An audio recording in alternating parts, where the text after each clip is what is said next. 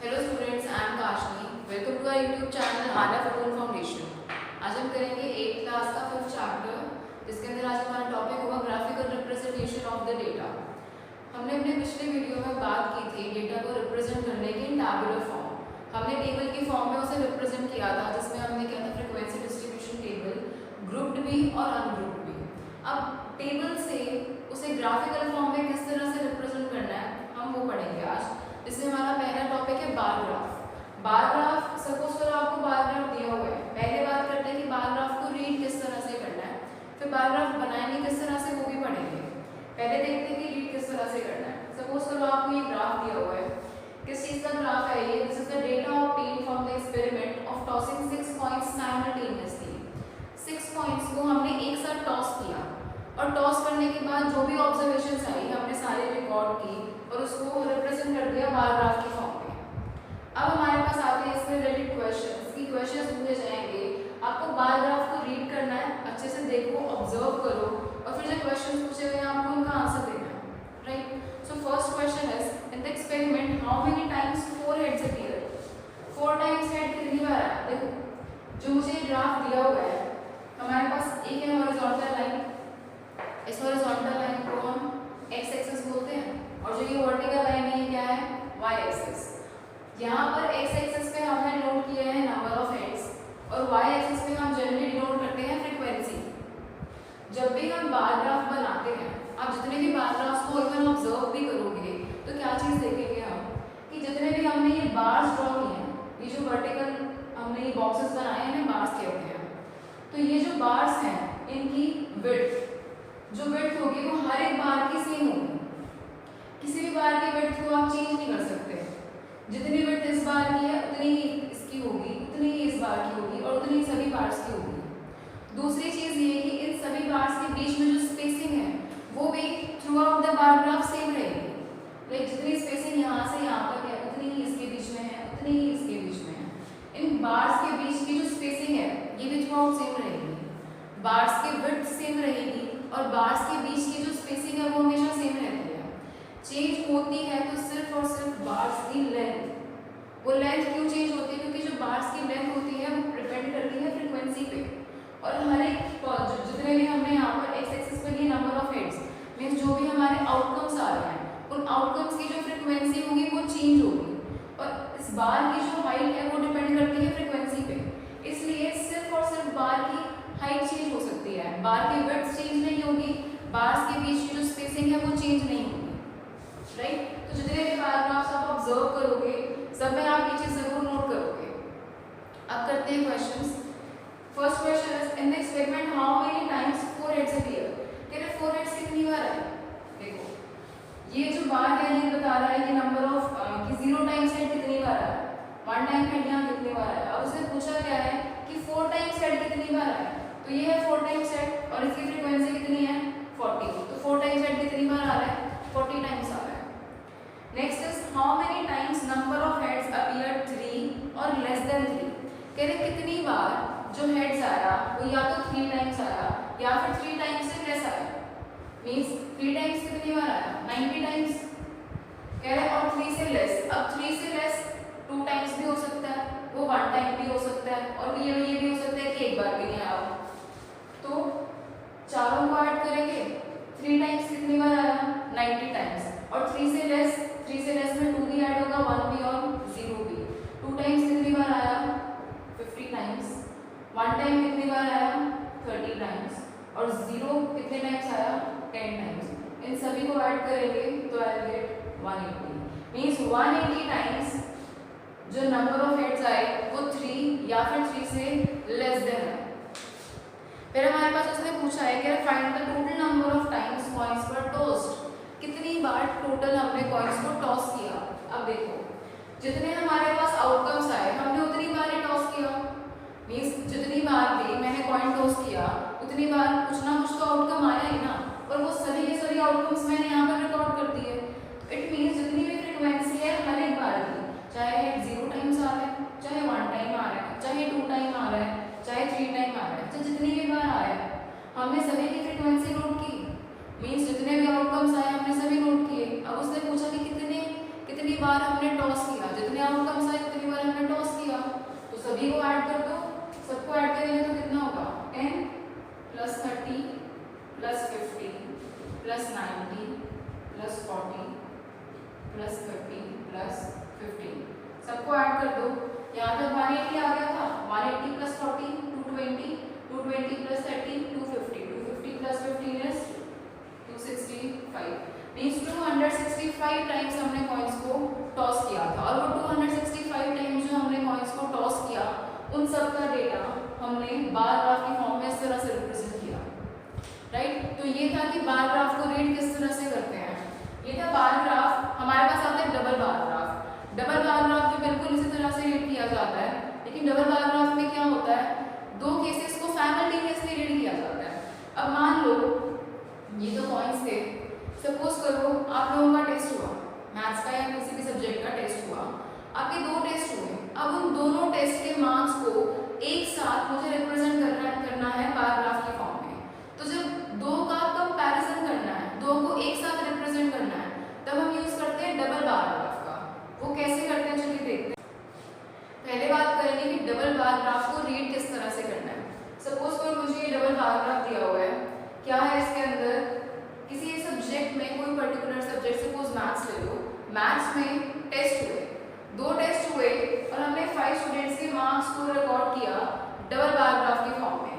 Means suppose करो ये student है विपिन, विपिन के हमने मार्क्स रिकॉर्ड किए फर्स्ट टेस्ट में और सेकंड टेस्ट में। देखो मुझे यहाँ दिया हुआ है कि जो ये सिंपल बार है वो रिप्रेजेंट कर रहा है टेस्ट 1 के मार्क्स, और जो ये लाइन्स वाला बार ग्राफ है ये रिप्रेजेंट कर रहा है टेस्ट 2 के मार्क्स। तो विपिन के फर्स्ट टेस्ट में मार्क्स है 37 और सेकंड टेस्ट में मार्क्स है 30। इसी तरह से रवि के फर्स्ट टेस्ट में मार्क्स है 42 और सेकंड में है 50।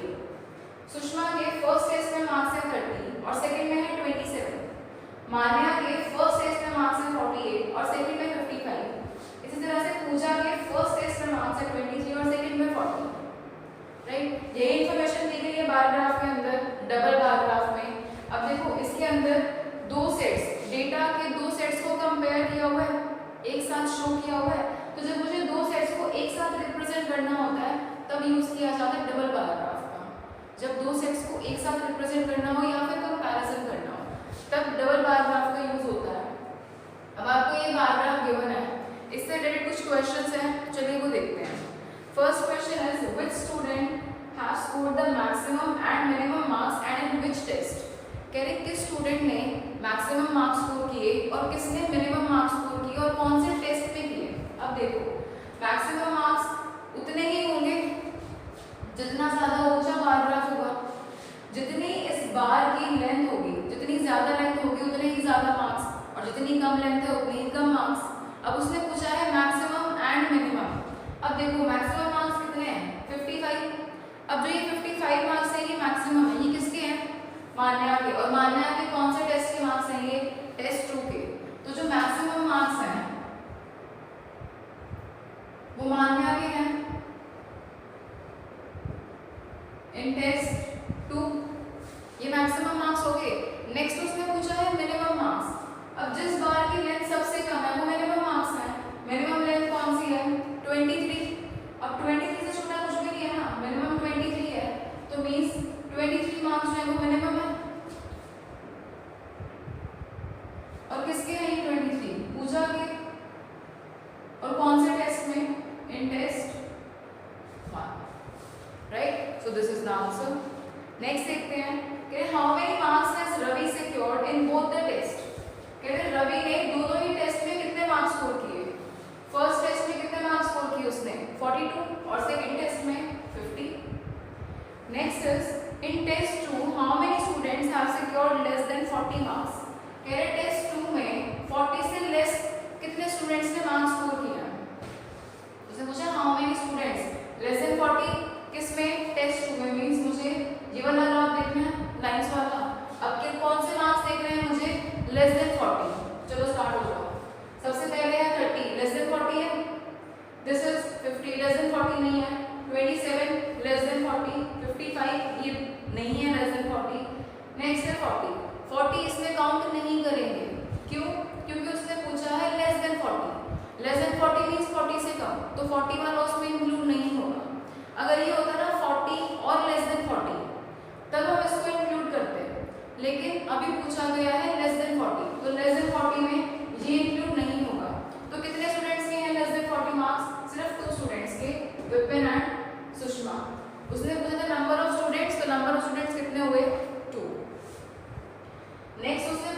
Test 1 how many students have secured more than 35 marks. कह रहे फर्स्ट टेस्ट में मोर देन 35 मार्क्स कितने स्टूडेंट्स ने स्कोर किया।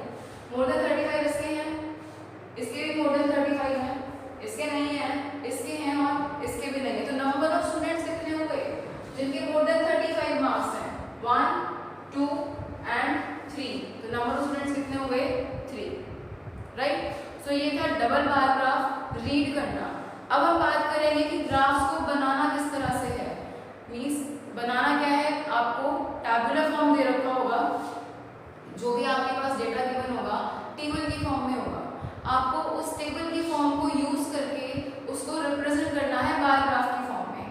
तो कैसे करेंगे वो चलिए देखते हैं। चलिए देखते हैं कि बार ग्राफ बनाना किस तरह से है। सपोज कीजिए मुझे ये टेबल दे रखी है, किस चीज की टेबल है ये, colours like by students of a class. Means एक क्लास में गए, हमने क्लास में स्टूडेंट से पूछा कि उनको कौन सा कलर पसंद है, तो जो भी डेटा हमें मिला हमने उसको अरेंज कर दिया टेबल की फॉर्म में। अब हमसे ये कहा गया है कि हमें इस दी हुई डेटा को मुझे रिप्रेजेंट करना है बार ग्राफ की फॉर्म में। तो कैसे रिप्रेजेंट करेंगे चलिए देखते हैं। जो कलर है, कलर्स को जनरली हम रिप्रेजेंट करते हैं ऑन एक्स एक्सिस, मींस जो हमारी हॉरिजॉन्टल लाइन होती है, यहाँ पर कलर्स को रिप्रेजेंट करेंगे, और वाई एक्सिस पे मींस जो वर्टिकल लाइन है हमारी, यहाँ पर हम रिप्रेजेंट करेंगे नंबर ऑफ स्टूडेंट्स को।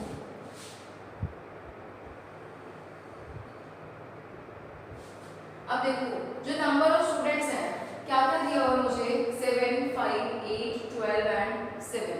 जो मैक्सिमम है वो कितना है 12।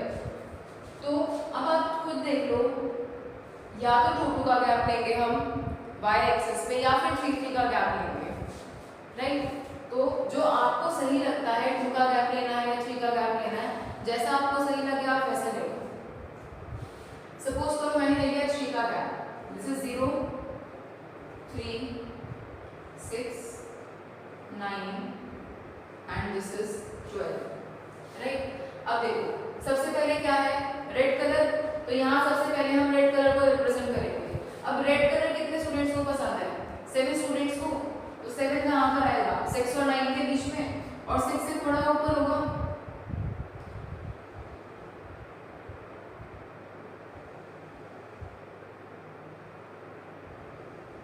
तो ये रिप्रेजेंट कर दिया हमने रेड कलर। और नंबर ऑफ स्टूडेंट्स कितने हैं 7, तो वो आपको यहाँ पर भी मेंशन करना है 7। नेक्स्ट क्या है ग्रीन। ग्रीन कितने स्टूडेंट्स को पसंद है 5 को, तो जो 5 है वो 3 और 6 के बीच में आएगा, और 5 6 के ज्यादा क्लोज होगा, तो थोड़ा सा यहाँ ऊपर बनाएंगे 3 और 6 के बीच में। नंबर ऑफ स्टूडेंट्स है 5, तो यहाँ रिप्रेजेंट करेंगे 5, और कलर कौन सा है green. Next is yellow. Yellow कितने स्टूडेंट्स को पसंद है 8 स्टूडेंट्स को, तो उसका जो ग्राफ होगा, जो हाइट होगी उस बार की, वो 7 से ज्यादा होगी।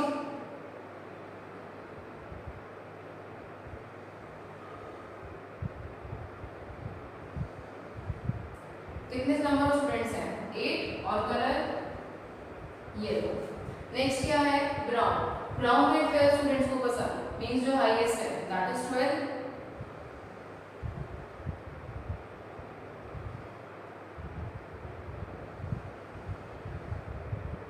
This is 12 and the color is brown. Similarly next क्या है blue. Blue कितने स्टूडेंट्स को पसंद है 7 को, तो 7 कहाँ आएगा, जितना रेड है उतना ही ब्लू, इसी के सामने बिल्कुल। जो हाइट रेड की होगी उतनी ही हाइट ब्लू की होगी, एंड दिस इज 7। अब देखो यहाँ पर हमने क्या रिप्रेजेंट किया नंबर ऑफ स्टूडेंट्स, तो यहाँ पर आपको मेंशन करना है कि दिस इज, यहाँ पर हम रिप्रेजेंट कर रहे हैं नंबर ऑफ स्टूडेंट्स को लाइक दिस, और यहाँ पर कलर्स रिप्रेजेंट हो रहे हैं, तो बस यहाँ लिख दो कलर्स। एक चीज का ध्यान रखना है, जब भी आप बार ग्राफ ड्रॉ करोगे तो you have to draw it with scale and pencil. Scale और पेंसिल का यूज करना है, यहाँ पर स्केल पेंसिल का यूज नहीं हो सकता, इसलिए रफ हैंड बनाया गया है। जब आप अपने नोटबुक्स में ड्रॉ करोगे इसको, तो मेक श्योर कि आप स्केल और पेंसिल का यूज करो, राइट। सो इस तरह से ड्रॉ करेंगे हम बार ग्राफ। देखते हैं डबल बार ग्राफ किस तरह से ड्रॉ होगा। सपोज कीजिए मुझे ये टेबल गिवन है, production of various garments by a factory. एक फैक्ट्री ने वेरियस गारमेंट्स बनाए, अलग अलग garments like shirt, T shirt, skirt, trouser, coat. कौन कौन से 2 ईयर्स का डेटा दिया हुआ है मुझे, 13-14 का एंड 14-15 का। इस डेटा को मुझे रिप्रेजेंट करना है डबल बार ग्राफ के फॉर्म में। अब देखो 2 साल का डेटा दिया हुआ है मुझे, अब दोनों ही साल का डेटा को मुझे एक साथ रिप्रेजेंट करना है बार ग्राफ के फॉर्म में, तो डबल बार ग्राफ बनेगा। देखते हैं कैसे बनेगा। सबसे पहले यहाँ पर हम ड्रॉ करेंगे एक्स एक्सिस, जो हमारी हॉरिजॉन्टल लाइन होती है दिस इज एक्स एक्सिस, और जो वर्टिकल लाइन होती है ये होती है हमारी वाई एक्सिस। हम जब भी बार ग्राफ ड्रॉ करते हैं, चाहे वो सिंपल बार ग्राफ है या फिर डबल बार ग्राफ है, उसके अंदर स्केल लिखना बहुत जरूरी होता है, जो हमने पिछले क्वेश्चन में छोड़ दिया जब हमने सिंपल बार ग्राफ किया था। इसमें बताऊंगी किस तरह से स्केल लिखना है, चाहे सिंगल बार ग्राफ है चाहे डबल बार ग्राफ है। स्केल किस तरह से लिखना है, दोनों में सेम होता है। पहले ड्रॉ करते हैं बार ग्राफ, फिर देखेंगे किस तरह से स्केल लिखना है। तो एक्स एक्सिस में हम क्या लेंगे, यहाँ पर जो भी हमारे गारमेंट्स हैं वो, और वाई एक्सिस पर हम लेंगे नंबर ऑफ गारमेंट्स। तो चलिए स्टार्ट करते हैं। सबसे पहले क्या है, शर्ट। शर्ट 2013-14 में कितनी है, 720। अब देखो यहाँ पर वाई एक्सिस पे मैंने जो गैप्स लिए वो 100 के गैप्स लिए। यहाँ पर हमने 200 का गैप क्यों नहीं लिया, देखो 1000 तक जा रहा है। अगर मैं 200 का गैप लेती तो सिर्फ 5 डिजिट्स मुझे लिखनी होती यहाँ पे, ओनली 5 नंबर्स, ज़्यादा इजी होता ना। लेकिन अगर हमारे पास जो ये डेटा गिवन है, मुझे सारी ऑब्जर्वेशंस दी हुई हैं, अगर सिंपल होती 700, 800, 900, 200 या 100, तो मैं 200 का गैप लेके कर सकती थी। लेकिन अभी जो ऑब्जर्वेशंस हैं वो 100 और 200 के बीच के नंबर्स हैं, लाइक 120 है, 130 है, 750, 850। तो ऐसे में हमने 100 का गैप लिया। क्यों? क्योंकि जब मैं इसको रिप्रेजेंट करूँगी तो ज़्यादा एक्यूरेट रिप्रेजेंटेशन होगा एज कम्पेयर टू तब जब 200 का गैप लेते तो उतना ज़्यादा एक्यूरेशन नहीं आता ग्राफ में, उतना ज़्यादा अच्छे से नहीं रिप्रेजेंट होता ग्राफ, जितना ज़्यादा बेटर होगा जब हम 100 का गैप ले रहे हैं। इसलिए जब इस तरह से हो तो हमने 100 का गैप ही लेना है। ध्यान रखना 200 का ले सकते हो लेकिन उतना एक्यूरेट ग्राफ नहीं बनेगा, तो इट्स बेटर कि आप 100 का ही ग्राफ लो। चलिए स्टार्ट करते हैं। सबसे पहले है शर्ट। शर्ट है 720। अब 720 700 के बीच में आएगा और it will be close to 700, तो 720।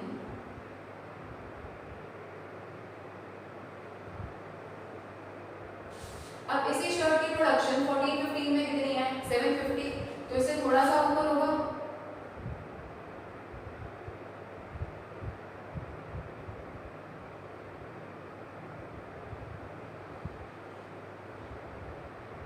This is 720 and this is 750।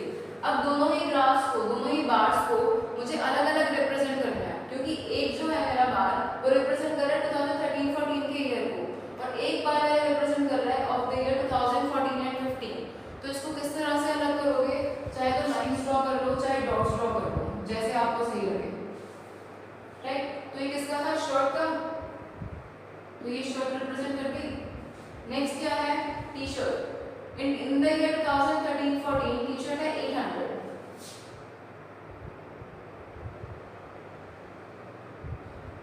यहाँ पर आ रहा है 800।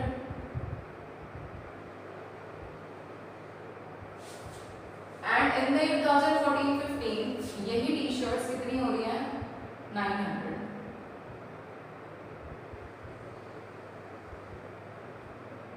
तो ये जो बार है मेरा, ये 2014-15 का है, और क्या रिप्रेजेंट कर रहा है, ये टी शर्ट को। ये नंबर कितना था, 800, तो यहाँ पर लिखना है 800 और ये 900, राइट। नेक्स्ट है स्कर्ट्स। स्कर्ट्स है 13-14 में 750, तो 700 के बीच में आएगा बिल्कुल। जब आप इसको स्केल से और पेंसिल से ड्रॉ करोगे तो ये और ज़्यादा एक्यूरेट बनेगा। अभी सिंपल रफ एंड ड्रॉ हो रहा है तो बिल्कुल एग्जैक्ट मेजरमेंट नहीं हो पाएगी। और 2014-15 में है ये 850।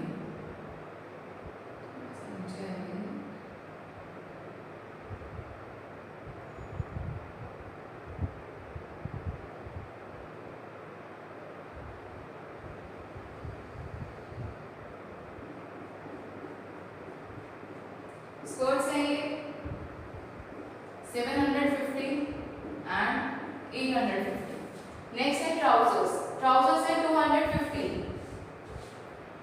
250 यहीं पर आएगा नीचे,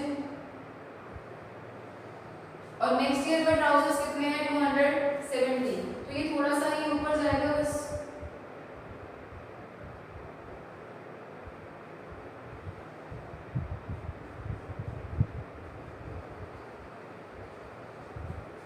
पहले है 250 एंड देन 270। लास्ट है कोट हो रहा है, कोट की प्रोडक्शन 2013-14 में 120,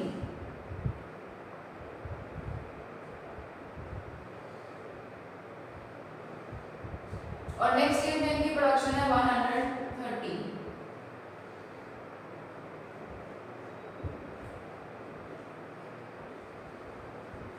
तो ये हो गया रिप्रेजेंट। अब जो ये वाला बार है ये रिप्रेजेंट कर रहा है ये 2013-14 को, और ये बार रिप्रेजेंट कर रहा है 2014-15 को। तो ये चीज मुझे यहाँ पर ही साइड में ग्राफ में मेंशन करनी है। जितनी भी इंफॉर्मेशन जो ग्राफ दे रहा है मुझे हर एक इंफॉर्मेशन स्पेशली यहाँ पर मेंशन करनी होती है, तो करो मेंशन। जो सिंपल बार है वो क्या रिप्रेजेंट कर रहा है ईयर 2013 एंड 14, और जो ये लाइंस वाला बार है ये रिप्रेजेंट कर रहा है ईयर 2014 एंड 15।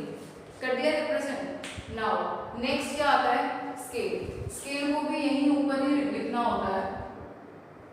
स्केल का मतलब क्या है कि आपने यहाँ पर एक्स एक्सिस पे क्या रिप्रेजेंट किया, वाई एक्सिस पे क्या रिप्रेजेंट किया, किस तरह से रिप्रेजेंट किया, आपको वो बताना है। अब देखो यहाँ पर तो सबसे पहले मैंने ये गारमेंट्स को रिप्रेजेंट किया हुआ है, ये गारमेंट्स है, और ये क्या है नंबर ऑफ गारमेंट्स। तो यहाँ पर इस तरह से साइड में लिख देना कि these are number of garments, right. अब बारी आती है स्केल की लिखना किस तरह से है। देखो हम जब स्केल लिखते हैं तो मान लो कि जो आपने ये बार की विड्थ ली ये 1 सेंटीमीटर ले ली यहाँ भी, और जो आपने 0 से 100 के बीच का गैप लिया सपोज करो ये भी 1 सेंटीमीटर है, ज्यादा भी हो सकता है कम भी हो सकता है, वो आप लोग मेजर करके देख लेना। अब देखो जो यहाँ पर 1 सेंटीमीटर है ये क्या रिप्रेजेंट कर रहा है। अगर मैं एक्स एक्सिस की बात करती हूँ तो एक्स एक्सिस पे 1 सेंटीमीटर एक गारमेंट को रिप्रेजेंट कर रहा है, तो क्या लिखेंगे यहाँ पर स्केल में 1 सेंटीमीटर ऑन एक्स एक्सिस क्या रिप्रेजेंट कर रहा है एक गारमेंट को। अब देखो y एक्सिस पे अगर मैं देखूं सपोज करो ये 1 सेंटीमीटर है, तो 1 centimetre on y axis, 1 centimetre y axis पे क्या रिप्रेजेंट कर रहा है 100 गारमेंट्स को। 100 का गैप लिया ना, जितना गैप हमने यहाँ पर लिया उतना ही गैप को y एक्सिस पर रिप्रेजेंट करेगा 1 सेंटीमीटर। यहाँ पे हमने गैप लिया 100 का, तो 1 centimetre on y axis 100 garments को रिप्रेजेंट कर रहा है। अगर हम यहाँ पर गैप लेते ना 200 का, तो यहाँ भी आ जाता है 200 कि 200 गारमेंट्स को रिप्रेजेंट कर रहा है 1 सेंटीमीटर ऑन y एक्सिस। ये होता है स्केल, राइट। यहाँ पर 1 सेंटीमीटर क्या रिप्रेजेंट कर रहा है एक गारमेंट, राइट। तो ये है स्केल। ये बना आपका पूरा का पूरा प्रॉपर ग्राफ। इस ग्राफ के अंदर हर एक इंफॉर्मेशन जो भी आपने यहाँ पर ड्रॉ किया है, जो भी आप इसको रिप्रेजेंट कर रहे हो, वो आपको स्पेशली मेंशन करना है। लाइक यहाँ पर हमने क्या रिप्रेजेंट किया है गारमेंट्स, तो यहाँ पे आपको लिखना है कि ये गारमेंट्स हैं। वाई एक्सिस पे हमने क्या रिप्रेजेंट किया नंबर ऑफ गारमेंट्स, कितने गारमेंट्स बने, तो यहाँ पर लिखोगे नंबर ऑफ गारमेंट्स। उसके बाद हम डबल बार में शो कर रहे हैं, तो एक बार क्या रिप्रेजेंट कर रहा है, दूसरा बार क्या रिप्रेजेंट कर रहा है, ये भी आपको मेंशन करना है कि जो सिंपल बार है वो रिप्रेजेंट कर रहा है ये 2013-14 को, और जो ये लाइंस वाला बार है ये रिप्रेजेंट कर रहा है ये 2014-15 को, राइट। उसके बाद जो आपने एक्स एक्सिस पर मेजरमेंट्स ली और जो वाई एक्सिस पे ली वो एक्चुअल में क्या रिप्रेजेंट कर रही है। अब देखो बार ग्राफ में यहाँ पर जब मैं ग्राफ में रिप्रेजेंट करती हूँ तो मैक्सिमम 1 सेंटीमीटर ही होगा ना, 1 सेंटीमीटर से ज्यादा थोड़ा तो ग्राफ आप बनाओगे भी नहीं, इतनी ही विड्थ लोगे इसकी। तो एक्चुअल में जो 1 सेंटीमीटर है वो क्या रिप्रेजेंट कर रही है वो आपको यहाँ मेंशन करना जरूरी है। सिमिलरली यहाँ पर ये 1 सेंटीमीटर है, ये एक की जगह आप क्या दिखा रहे हो कि ये 100 है, एक की जगह 100 हम दिखा रहे हैं, तो वो चीज भी यहाँ मेंशन करनी जरूरी है, राइट। सो इस तरह से ड्रॉ होता है डबल बार ग्राफ, और ऐसे ही होता है ड्रॉ सिंगल बार ग्राफ। इनका जो हमने डबल पैराग्राफ में स्केल लिखा वैसे ही सिंगल में भी लिखना है। बिना स्केल के पैराग्राफ कंप्लीट नहीं